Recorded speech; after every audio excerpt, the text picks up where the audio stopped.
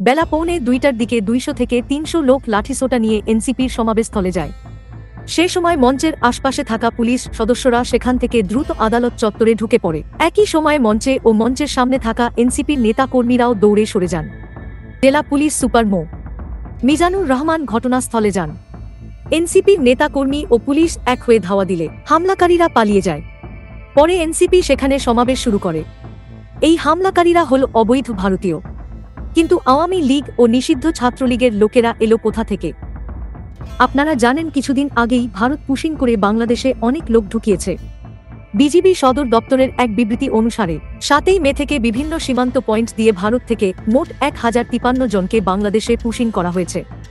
এই পুশিং করা লোকগুলো হল অবৈধ ভারতীয়। এই অবৈধ ভারতীয়রা গোপালগঞ্জে হাসনাত আবদুল্লাহর উপর হামলা করে। এই অবৈধ ভারতীয়রা রয়ের গুপ্তচর। এদেশের পুলিশ ও সেনাবাহিনী মূলত বেনজির ও ওয়াকারের লোক। এরা আওয়ামী লীগের অনুসারী।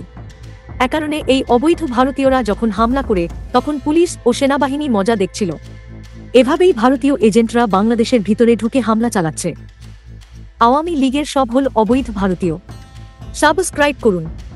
গোপালগঞ্জে আটকা পড়া এনসিপির উত্তরাঞ্চলীয় মুখ্য সংগঠক সার্জিস আল নিজের ভেরিফাইড ফেসবুক আইডিতে দেওয়ার এক পোস্টে সবাইকে গোপালগঞ্জে যাওয়ার ডাক দিয়েছেন।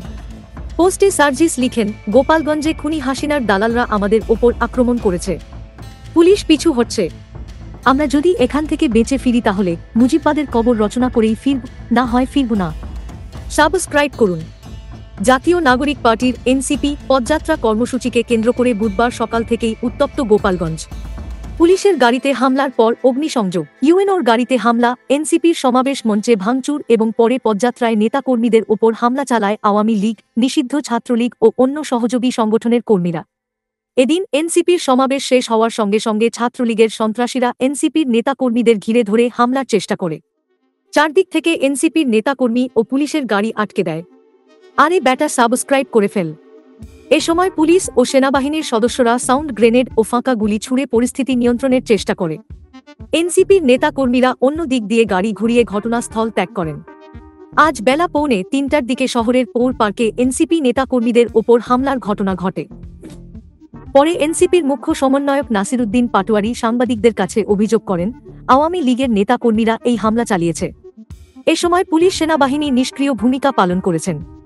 বলা হয়েছিল সবকিছু ঠিক আছে, কিন্তু তারা সমাবেশস্থলে এসে দেখেন পরিস্থিতি ঠিক নেই। বুধবার বিকালে জেলা প্রশাসনের একজন নির্বাহী ম্যাজিস্ট্রেট সাংবাদিকদের 144 ধারার জারির তথ্য জানান। এদিকে আইন শৃঙ্খলা পরিস্থিতি নিয়ন্ত্রণে সেনাবাহিনী ও পুলিশের সঙ্গে যোগ দিয়েছে 4 প্লাটুন বিজিবি। বিজিবির জনসংযোগ কর্মকর্তা শরীফুল ইসলাম এ তথ্য নিশ্চিত করেন।